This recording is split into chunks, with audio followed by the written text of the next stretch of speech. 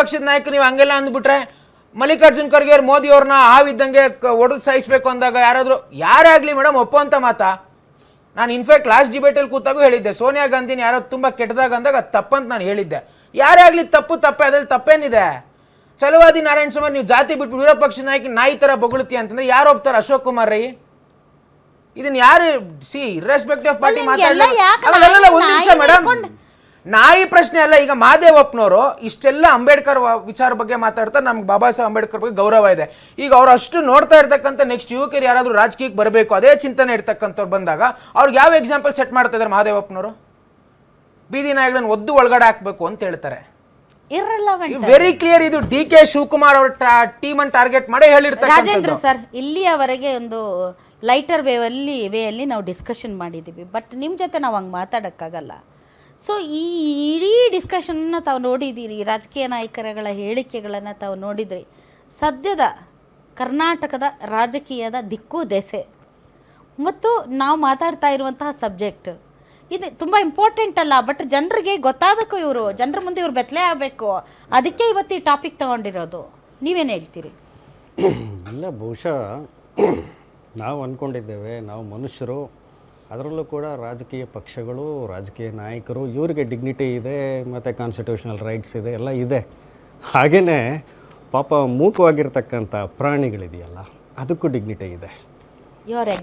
ಪ್ರಾಯಶಃ ಮಾತನ್ನು ಕಲಿತು ಬಹಳ ಹದ್ದು ಮೀರಿದ ರೀತಿಯಲ್ಲಿ ಮಾತಾಡ್ತಾ ಇರ್ತಕ್ಕಂಥ ಈ ಮನುಷ್ಯನ ಮಾತುಗಳನ್ನು ಕೇಳೇ ಮೂಕ ಆಗೋಯ್ತಾ ಅಂತ ಅನಿಸುತ್ತೆ.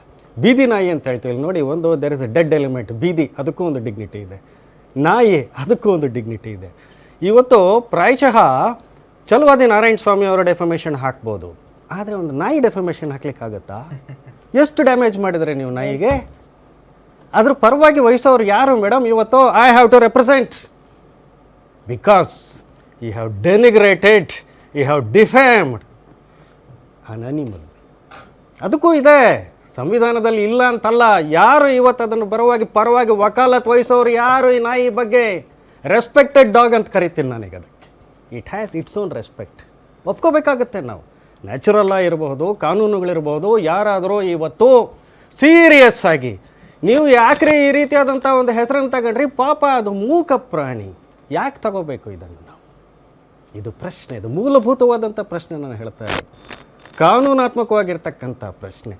ಅಷ್ಟು ನೀವು ಬೆತ್ತಲೆ ಮಾಡಿದ್ದೀರಲ್ಲ ನೀವು ಮನುಷ್ಯರು, ನಾಯಕರು, ಸ್ವೋರ್ನಿನ್ ಶಾಸಕರು ಕೂಡ ಪ್ರಮಾಣ ವಚನ ಸ್ವೀಕರಿಸ್ತಾರೆ, ಮಂತ್ರಿಗಳು ಪ್ರಮಾಣ ವಚನ ಸ್ವೀಕರಿಸ್ತಾರೆ, ಸಂಸದರು ಅಥವಾ ಯಾರೇ ಇರಲಿ ಒಂದು ರಾಜಕೀಯ ಪಕ್ಷದ ಇರ್ತಕ್ಕಂಥವ್ರಿಗೆ ಡಿಗ್ನಿಟಿ, ಅವೇರ್ನೆಸ್, ಕಾಷನ್ ಅನ್ನೋದು ಇರ್ತಕ್ಕಂಥ ಇರಬೇಕು. ನಾವೆಲ್ಲ ಇವತ್ತು ಮರೆತು ಬಾಯಿಗೆ ಬಂದ ರೀತಿಯಲ್ಲಿ ಇವತ್ತು ನಾಯಕರು ಒಂದು ನಾಲಿಗೆಯನ್ನು ಹರಿದು ಬಿಡೋದು ಅಂತ ಹೇಳಿದ್ರೆ ಇವರು ಸಂಪೂರ್ಣವಾದ ರೀತಿಯಲ್ಲಿ ಅದಕ್ಕೆ ಮಾನ ಹರಾಜು ಹಾಕ್ತಾ ಇದ್ದಾರೆ.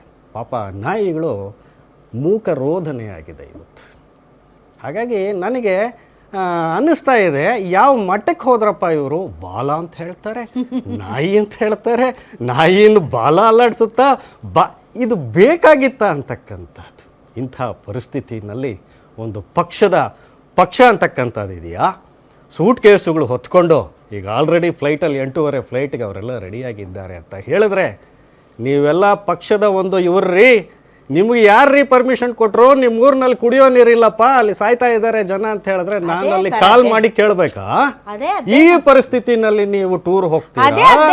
ಹೋಗ್ತಾ ಇರೋದು ಸರ್. ಇಲ್ಲಿ ರೈತರು, ಇಲ್ಲಿ ಕೃಷಿ, ಈ ಅಧ್ಯಯನ ಇದೆಯಲ್ಲ, ಇದು ಯಾವ ಒಂದು ಇದಕ್ಕೆ ಹೋಗ್ತಕ್ಕಂಥ ಅಧ್ಯಯನ? ಇವರಿಗೆ ಲಂಗಿಲ್ಲ, ಲಗಾಮ್ ಇಲ್ಲ, ಪಾರ್ಟಿ ಅಂದರೆ ರೆಸ್ಪೆಕ್ಟ್ ಇಲ್ಲ. ಎಲ್ಲಿದೆ ಪಾರ್ಟಿ? ಎಲ್ಲಿದ್ದಾರೆ ಪಾರ್ಟಿ ಅಧ್ಯಕ್ಷರು? ಎಲ್ಲಿದೆ ಹೈಕಮಾಂಡ್? ಗೊತ್ತಿಲ್ವಂತೆ sir. That's what I am telling. ಇಂಥ ಒಂದು ಅನಾರ್ಕಿಕ್ ಸ್ಟೇಜ್ ಅಲ್ಲಿ ಇದೆಯಲ್ಲ. ತುಂಬಾ ಖುಷಿ ಆಗ್ತಾ ಇದೆ, ಯಾಕೆಂದ್ರೆ ಇವತ್ತು ಎಷ್ಟೋ ಜನ ಮಹಿಳೆಯರು ಹೇಳ್ತಾ ಇದ್ರು, ನನಗೆ PCOD ಪ್ರಾಬ್ಲಮ್ ಇತ್ತು ಸರ್, ಥೈರಾಯ್ಡ್ ಪ್ರಾಬ್ಲಮ್ ಇತ್ತು ಸರ್, ಆರಾಮಾಗಿ ನಾನು ಸಣ್ಣ ಆದೆ ಸರ್, ತುಂಬಾ ಥ್ಯಾಂಕ್ ಯು ಅಂತ ಎಷ್ಟೋ ಜನ ಹೇಳ್ತಾ ಇದ್ರು. ನಿಮಗೆ PCOD ಪ್ರಾಬ್ಲಮ್ ಇರಲಿ, ಥೈರಾಯ್ಡ್ ಪ್ರಾಬ್ಲಮ್ ಇರಲಿ, 100% ನೀವು ಸಣ್ಣ ಆಗಬೇಕು, ಆರೋಗ್ಯದಲ್ಲೂ ಸಮೇತ ತುಂಬ ಚೇತರಿಕೆ ಆಗಬೇಕು ಅಂದರೆ ಪ್ರತಿದಿನ ನಮ್ಮ ಜೀನಿ ಸ್ಲಿಮ್ನ ಯೂಸ್ ಮಾಡಿ. ಯಾಕೆಂದ್ರೆ ಜೀನಿ ಸ್ಲಿಮ್ಮು ಒಂದು ಉತ್ತಮ ಆಹಾರ. ನಾನು ಇದನ್ನು ಯಾವ ರೀತಿ ನೋಡ್ತಾ ಇದ್ದೀನಿ ಅಂತ ಹೇಳಿದ್ರೆ, ಒಬ್ರು ಹೇಳ್ತಾರೆ ಇದು ನಮಗೆ ಗೊತ್ತಿಲ್ಲ, ಇನ್ನೊಂದು ಕಡೆ ಹೇಳ್ತಾರೆ ಇದು ನಮಗೆ ಗೊತ್ತಿಲ್ಲ. ಹಾಗಾದ್ರೆ ಇವ್ರನ್ನ ನಿಯಂತ್ರಣ ಮಾಡ್ತಕ್ಕಂಥ ಆಡಳಿತಾರೂಢ ಪಕ್ಷವನ್ನು ನಿಯಂತ್ರಣ ಸುರ್ಜೇವಾಲಾ ಅವ್ರು ಕಾಲ್ ಮಾಡ್ತಕ್ಕಂಥವ್ರು ಮಾಡಿ ಯಾರು? ಸುರ್ಜೇವಾಲಾ ನಾವ್ ಅನ್ಕೊಂಡಿದ್ವಿ Surjewala is also a part of high command ಅಂತ. ಸೊ ಸುರ್ಜೇವಾಲಾ ಅವ್ರು ಕಾಲ್ ಅವ್ರಿಗೆ ಮಾಡಿ ಮಾಹಿತಿ ನಥಿಂಗ್ ಇಲ್ವಂತೆ. ಡೂಯಿಂಗ್ ನೀವು ಹೋಗ್ಬೇಡಿ ಅಂತ ಏನೋ ಹೇಳಿದಾರಂತೆ. ಹಾಗಲ್ಲ ಮೇಡಮ್, ಈಗ ನಿಯಂತ್ರಣ ಅಂತಕ್ಕಂಥದ್ದು ಯಾರೋ ಈಗ ಆಯ್ತಪ್ಪ ಎಂಕಾಸಿನ ನಾಣಿ ಹೋದ್ರೆ ಕೇಳೋರಿಲ್ಲ, ಅವ್ರ ದುಡ್ಡಲ್ಲಿ ಹೋಗ್ತಾರೆ. ಇವರು ಪಾರ್ಟಿ ಸದಸ್ಯರಲ್ಲ, ಇವ್ರಿಗೆ ಒಂದು ಲಗಾಮು ಇಲ್ಲದೆ ಇದ್ರೆ ನೀವು ಪಾರ್ಟಿ ಸದಸ್ಯರು ಅಂತ ಯಾಕೆ ಹೇಳ್ತಾರೆ? ಶಾಸಕರು ಅಂತ ಹೇಳ್ತೀರಿ. ಸಮಾನ ಮನಸ್ಕರು ನಿಮ್ಮ ಸೋಷಿಯಲ್ ರೆಸ್ಪಾನ್ಸಿಬಿಲಿಟಿ ಏನಾಯ್ತು? ಹಾಗಾದ್ರೆ ನಿಮ್ಮ ನಮ್ ಖಾಸಗಿ ಸಾಮಾಜಿಕ ಬದುಕಿಲ್ವಾ? ಬದ್ಧತೆ, ಸರ್, ನಿಮ್ಮ ಖಾಸಗಿ ರಾಜಕೀಯವಾದಂತಹ ಬದುಕಿಲ್ವಾ? ಒಂದು ಬದ್ಧತೆಗಳು, ಸರ್ಕಾರ ಇದ್ರದ್ದು ಏನಾಯ್ತು ಅಂತ ಖಾಸಗಿ ಬದುಕಿಲ್ವಾ ಸರ್ ನಮ್ಗೆ? ಖಾಸಗಿ ಬದುಕಿದೆ, but you are bounded the principles and manifestos of the political party. ಪುಣ್ಯ, ಅದಕ್ಕೆ ಜಾತಿ ಯು ಆರ್ ರೆಪ್ರೆಸೆಂಟಿಂಗ್ ಕಟ್ಟಿಲ್ಲ. The political party as such. You are bounded to, or otherwise you resign to your party and go away. ನಾನಾಗಿದ್ರೆ high command ಆ ಪ್ರಶ್ನೆ ಹೇಳ್ತಾ ಇದ್ದೇನೆ. 20 ಜನ ಸಮಾನ ಮನಸ್ಕರು ಏನ್ ಸರ್? That is different, ಸಮಾನ madam. ಮನಸ್ಥಿತಿ ಏನು That sir? is different. When you have bounded to a political party person, either it is BJP or Janata Dal or Congress, you are bounded to the principles of the party rather. Is it not?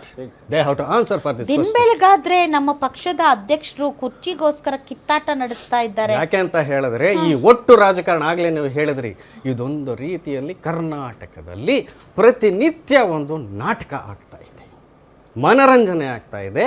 ಮನರಂಜನೆ ಅಲ್ಲ, ನಾಚಿಕೆಗೇಡು, ಬೇರೆಯವರು ನಮ್ಮನ್ನು ನೋಡಿ ನಗೆಪಾಟಲ್ಗಿಡ್ತಕ್ಕಂಥ ರಾಜಕಾರಣ, ರಾಜಕೀಯ ಪಕ್ಷ ಒಂದು ನಾಟಕಗಳು ಇಲ್ಲಿ ನಡೀತಾ ಇದೆ. Karnataka MLAs flee to foreign. ಹೇಳದ್ನಲ್ಲ, it is unfortunate. All It is right. unfortunate. ನೋಡಿ ಯಾರ್ಯಾರು ವಿದೇಶಿ ಪ್ರವಾಸಕ್ಕೆ ಹೋಗ್ತಾ ಇದ್ದಾರೆ ಅನ್ನೋದ್ರ ಬಗ್ಗೆ ನನ್ನ ಕಲೀಗ್ಸ್ ಅಲ್ಲಿ ತೋರಿಸ್ತಾ ಇದ್ದಾರೆ. ಯಾರೋ ಡ್ರಾಪ್ ಔಟ್ ಆಗಿದ್ದಾರಪ್ಪ, ಇಲ್ಲ ನಾನು ಹೋಗ್ಬೇಕು ಅಂತ ಇದ್ದೆ, ಜನವರಿಗೆ ಹೋಗ್ಬೇಕಾಗಿತ್ತು, ಅದು ಪೋಸ್ಟ್ಪೋನ್ ಆಯಿತು, ಹಿಂಗಾಗಿ ಈಗ ಒಂದು ಸ್ವಲ್ಪ ನಂಗೆ ಬೇರೆ ಬೇರೆ ಕಾರ್ಯಕ್ರಮಗಳಿಂದ ನಾನು ಈಗ ಹೋಗ್ತಾ ಇಲ್ಲ ಅಂತ ಕೆಲವರು ಹೇಳಿದ್ದಾರೆ. ಬಜೆಟ್ ಇರೋದ್ರಿಂದ ನಾನು ಹೋಗ್ತಾ ಇಲ್ಲ ಅಂತ ಕೆಲವರು ಹೇಳಿದ್ದಾರೆ. ಪಾಪ ಅವರಿಗೆ ಅಷ್ಟಾದರೂ ಭಯ ಇದೆ ಒಂದು ಸ್ವಲ್ಪ. ನೋಡಿ, ಸ್ವತಃ ವೆಂಕಟೇಶ್ ಅವರು ಒಬ್ಬ ಪಶುಸಂಗೋಪನಾ ಸಚಿವರವರು. ಸೊ ಅವರು ಫಾರಿನ್ನಲ್ಲಿ ಪಶು ಸಾಕಾಣಿಕೆ ಹೇಗೆ ಅಧ್ಯಯನ ಮಾಡೋದಕ್ಕೂ ಒಂದು ಇತಿ ಇದೆ, ಮಿತಿ ಇದೆ, ಸಮಯ ಇದೆ, ಸಂದರ್ಭ ಇದೆ, ಎಲ್ಲ ಇದೆ. ಅಟ್ ದಿ ಕಾಸ್ಟ್ ಆಫ್ ಅವ್ರ ಸ್ವಂತ ದುಡ್ಡಲ್ಲಿ ಹೋದ್ರೂ ಕೂಡ ಅವರು ಒಂದು ಕ್ಷೇತ್ರದ ಪ್ರತಿನಿಧಿಗಳು ಅನ್ನೋದು ಮರ್ತು ಹೋಗ್ತಾರೆ. ಎಷ್ಟು ಜನ ಅಧಿಕಾರಿಗಳು ಪರಿಸ್ಥಿತಿ ಹೇಗಿದೆ ಅಂತ ಹೇಳಿದ್ರೆ ಆಗ್ಲೇ ನಿಮ್ಗೆ ಉತ್ತರ ಕರ್ನಾಟಕದಲ್ಲಿ ಅಧಿಕಾರಿಗಳು ಕರ್ಕೊಂಡು ಆಗ್ಲೇ ಉತ್ತರ ಕರ್ನಾಟಕದಲ್ಲಿ ಸರ್ ಖಾಸಗಿ ಟ್ರಿಪ್ಗೆ ನೀವು ಒಳ್ಳೆ ಮೇಡಮ್ ಅವರೇ, ಪಶುಸಂಗೋಪನೆ ಈಗ ಅಂತ ಹೇಳಿದ್ದಲ್ವಾ?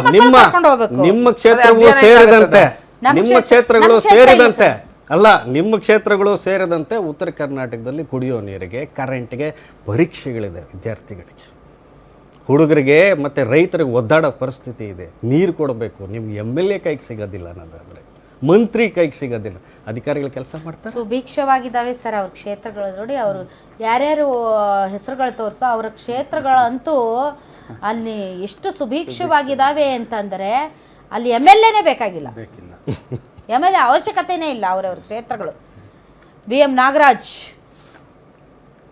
JT ಪಾಟೀಲ್, ಬೀಳಗಿ, ಶಿರಗುಪ್ಪ, ಕಲಬುರ್ಗಿ ಉತ್ತರ, ಅಲ್ಲೆಲ್ಲ ಯಾವ ಸಮಸ್ಯೆ ಇಲ್ಲ. ಕಲಬುರ್ಗಿ ಉತ್ತರದಲ್ಲಂತೂ ಸಮಸ್ಯೆ ಅನ್ನೋ ಚಿತ್ತಾಪುರದಲ್ಲಂತೂ ಇಲ್ವೇ ಇಲ್ಲ ಬಿಡಿ. ಸಮಸ್ಯೆ ಅನ್ನೋ ಪದ ಚಿತ್ತಾಪುರದವ್ರು ಹೋಗ್ತಿಲ್ಲ ಬಿಡ್ರಿ ಸರ್. ರಾಯಚೂರು ಗ್ರಾಮೀಣ, ಕೊಳ್ಳೇಗಾಲ, ಮಸ್ಕಿ, ನಮ್ಮ ಉತ್ತರ ಕರ್ನಾಟಕದವರೇ ಹೊಂಟಾರ ಜಾಸ್ತಿ, ಭಾಳ ನಮ್ಮ ಉತ್ತರ ಕರ್ನಾಟಕದವರೇ ಹೊಂಟಾರ. ಪಾಪ ಫಾರಿನ್ ನೋಡಿಲ್ಲ ಅವರು. ರಾಮಲಿಂಗಾರೆಡ್ಡಿ ಅವ್ರು ಹೋಗ್ತಾ ಇದ್ದಾರಾ? ಇಲ್ಲ ಅವ್ರು ಹೋಗ್ತಾ ಇಲ್ಲ ಅಂತ ಅನ್ಸುತ್ತೆ. ಓ, ಇದು DKC ಟೀಮ್ನಲ್ಲಿ ಇರೋರು ಯಾರು ಅಂತನಾ? All right. ಓಕೆ, ಒಂದು ಕ್ವಿಕ್ಕಾಗಿ ಬ್ರೇಕ್ ತೊಗೊಂಬರೋಣವಾ ಸರ್? ಆಗ್ಬೋದು.